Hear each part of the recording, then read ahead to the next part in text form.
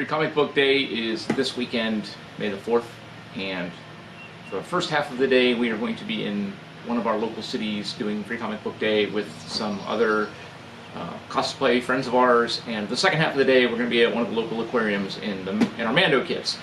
But we wanted to wear the Cobra Commander and Baroness costumes to Free Comic Book Day because they're a little more comic-y than the Mandalorian things, but unfortunately my Cobra Commander helmet has been Bellatrixed.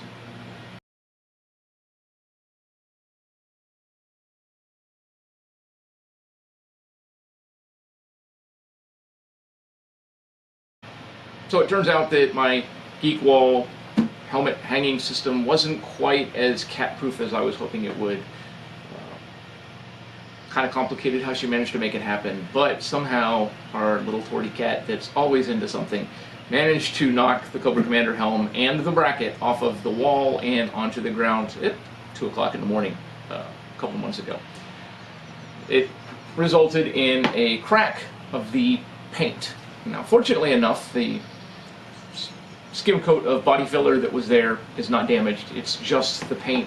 The helm flexes, it's Sintra and plastic, but unfortunately there's no flex additive in the paint, so the paint didn't.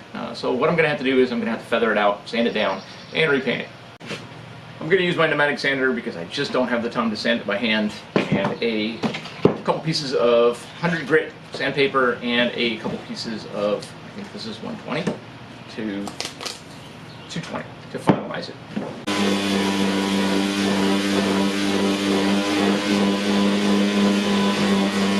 So as it turns out, there is actually a crack in the filler.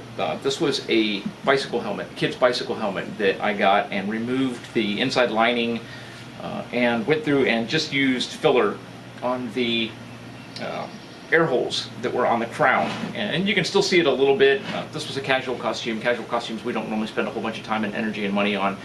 They're just usually fun and comfortable to wear, but anyways, yeah, this one does have a little bit of crack in the body, so in the body filler. So what I'm going to do is I'm going to sand that down even more, and then I'm going to feather out the edges of the paint down to the plastic so that you can't feel it with your finger when you run over it. And if I get that nice and feathered out, and you can see where I've got it started to feather here, that's where you can see multiple levels of primer and paint.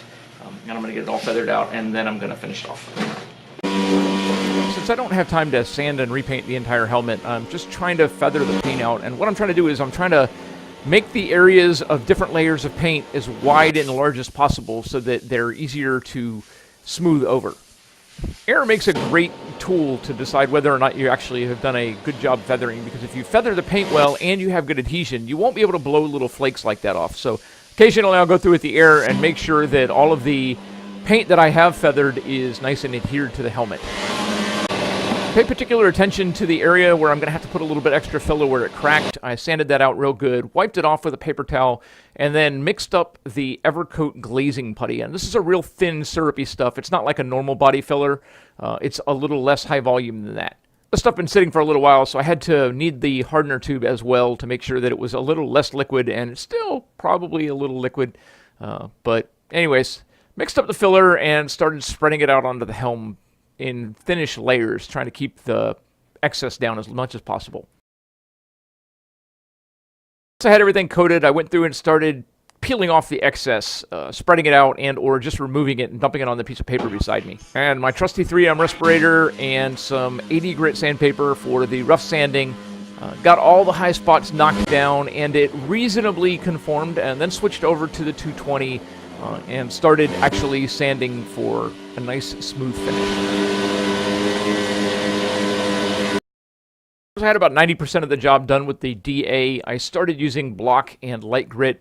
And again, my goal was to feather the paint out real nice and smooth so that you couldn't feel any imperfections with your hands. If you can feel it with your hands when you're running it over, you will be able to see it in the paint, particularly gloss like I'm going to use for the blue.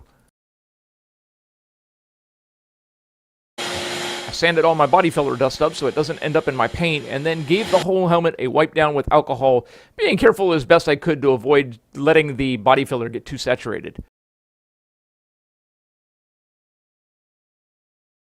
And then I started lightly layering on the white. It ended up taking, I don't know, 5 or 6 coats to get it finally completely covered.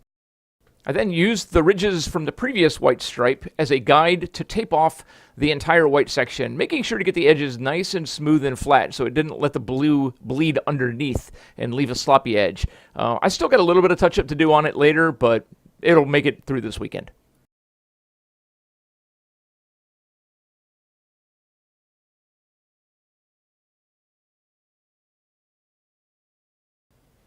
Trimmed off the tape, took it off, did one last check, feathered out any areas that needed to be feathered out, and started painting everything blue.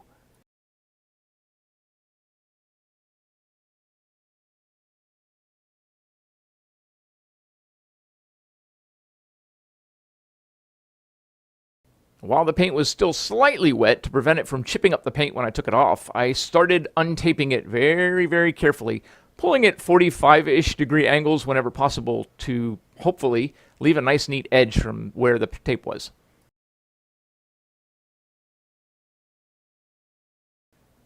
On a side note, the camera makes that edge look really, really jagged. It's not nearly that jagged to the human eye. It actually looks fairly straight and smooth.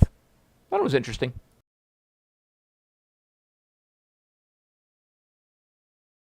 There we go. The Cobra Commander bucket is ready for Free Comic Book Day. Have a great week, and may the 4th be with you.